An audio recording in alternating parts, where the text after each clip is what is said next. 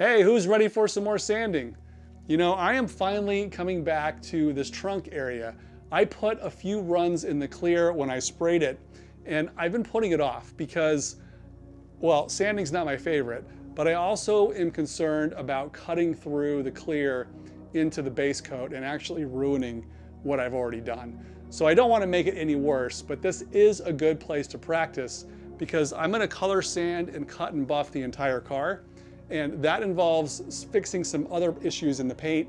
There's not really runs, but there's some couple sagged areas that you can see in the reflection. So I need to learn how to do this, so wish me luck. Garage time.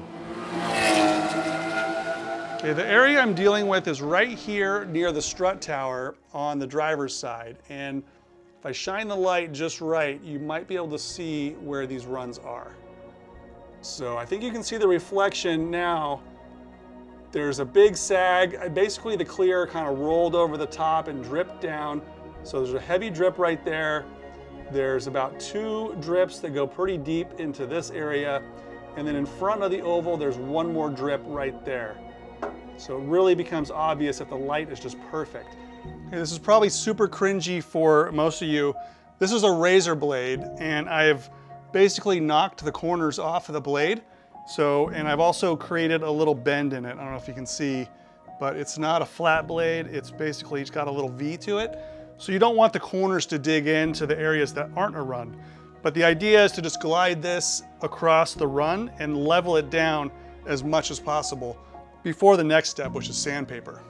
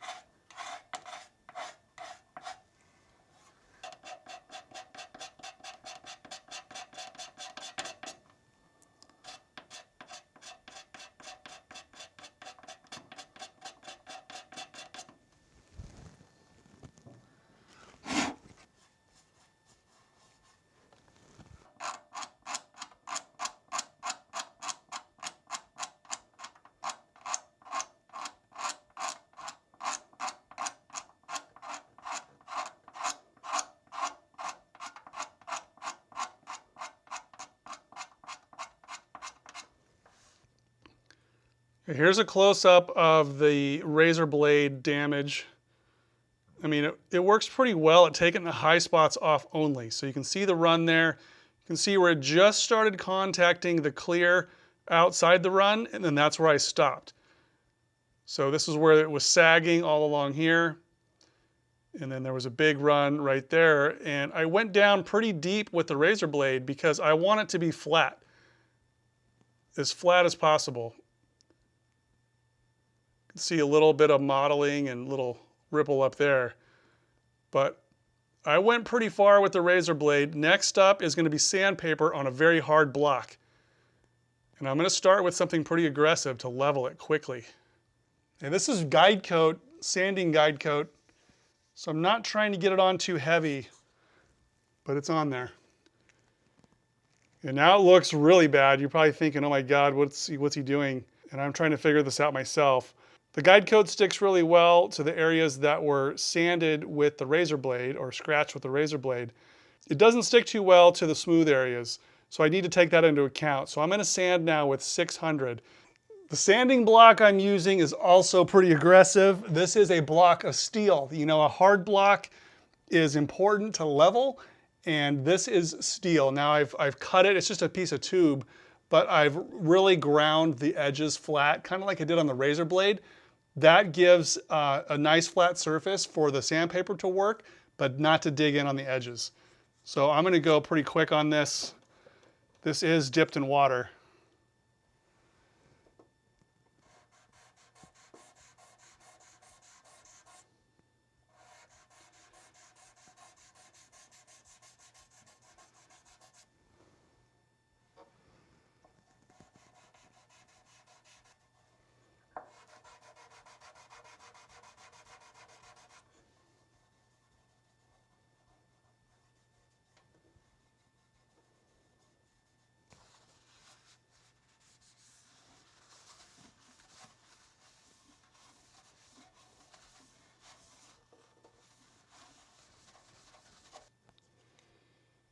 Okay, here's what the surface looks like now.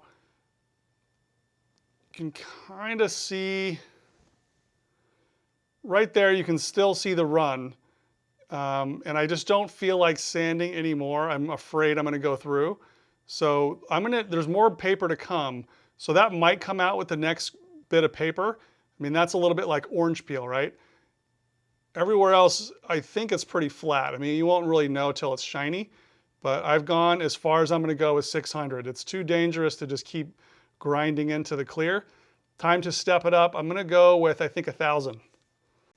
A little more guide coat. This paper is actually 1,200. Hope it's fine enough.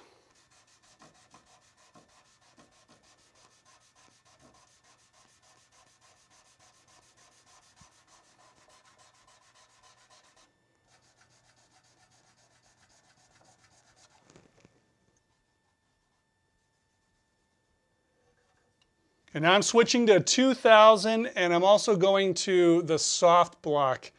No longer need to level. I hope it's level enough. I was pretty aggressive with leveling. So now it's just trying to get the scratches out and smooth it with 2,000.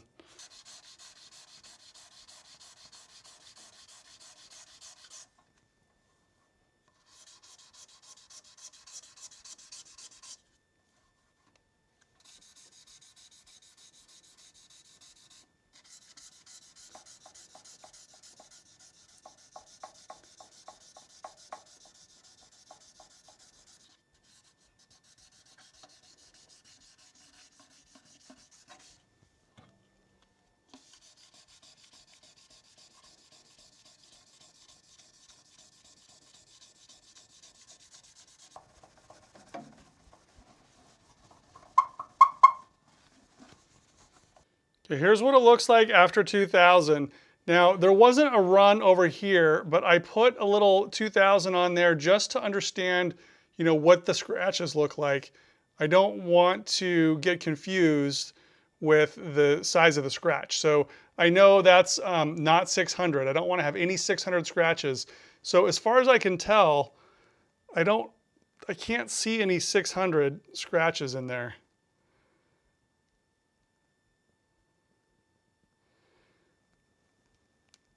Can see just a little bit of orange peel on the edges. So now it's time to get the polishing compound out and see if we can shine it up. All right, for polishing pads, I am using this. I've had it a long time. This is for headlight restoration.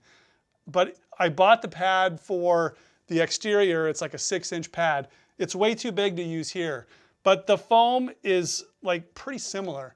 So I'm gonna give this a try. This is the headlight thing. This is a pretty low RPM drill, and I'm using the polish from Chemical Guys. Also using their polishing pad conditioner. So this lubricates the pad a little bit. So you give that a squirt. And then the compound I'm trying is the Chemical Guys V34.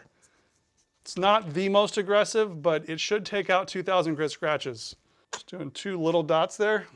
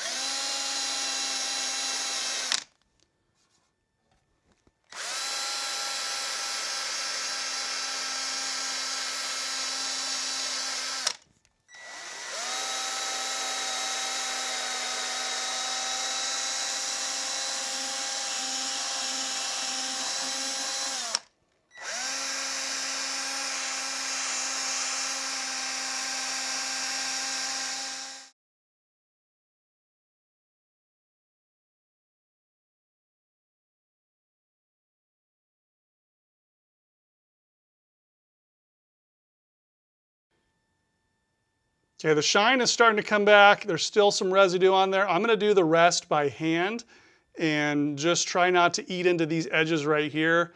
Also trying not to reach into this edge and then this edge. So the rest is gonna just be done by hand. Oops.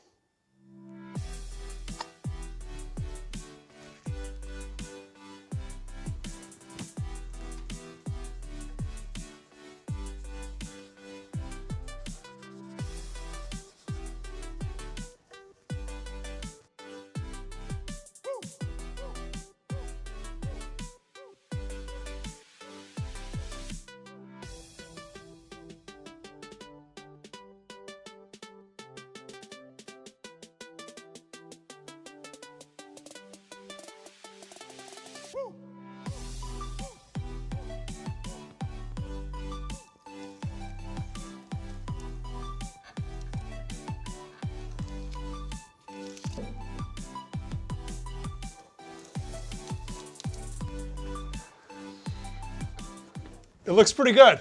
Okay, the V34 is not the final step. I think it goes all the way to V38 or maybe even 40, I'm not sure. But the shine, you know, did come back. It's still just a tiny bit hazy, probably due to the compound. But let me show you the reflection. And then here's the area where the run was, and tell me if you think you can see it. I see a little bit of sanding scratches right here. I don't know if you can see that. I can barely see, there's the run that was right here. I can barely still see it, and there is just a few sanding scratches in it. I might be able to see the run right here too, just really very slight. And then up here is the standard orange peel. So the next thing to do would probably be to, you know, go over it again with 2000 and then potentially, you know, polish with all the way up to 38. But once again, you know, this is the interior of the trunk. So this was mostly about practice. Here's kind of a top view. So I'm just panning the light along here. Just a little hazy, but not bad. You know, for instance, down here, this was unsanded. So I don't know if you can see the difference between, you know, down here and then up here. It's a little wavy, but then again, I didn't do any body work on this either. I just basically, you know, epoxy primered, scuffed it, and painted it. There's that corner. If you look at this corner right here, this is the part that's a little bit 2000 grit scratches. I'm sure you cringed at me taking a razor blade to this paint job, and also, you know, a big steel block, and also a drill, and also a used headlight pad, right? So here's my take on getting that done, and this is my opinion. You have to be aggressive in the beginning. So in order to get the runs out, you have to take aggressive action from step one. If you just tried to get those out with 2000, the 2000 grit paper will just follow all the contour shapes. Even if it's like a hard block, it still tends to follow the shape. I experienced this when I was working in the primer phase, when I was trying to chase out the last little ripples in the big door areas. I realized that you can't necessarily do that with 400. Sometimes you got to go all the way back down to 220 in order to really cut the tops of the high spots off. I think the same is true on this. I went strong with the razor blade and cut all the tops off. It's just, you know, scraping from the back side of the blade, and that peels the tops off. And then I went aggressive again with 600, and the 600 really leveled it out. I used the guide coat to make sure I didn't go down too far. And then the rest was just polishing. So that's my opinion. I think it worked out. Thank you for watching. I will see you next week. In the meantime, if you want to watch when I painted this trunk area, just click the video right here.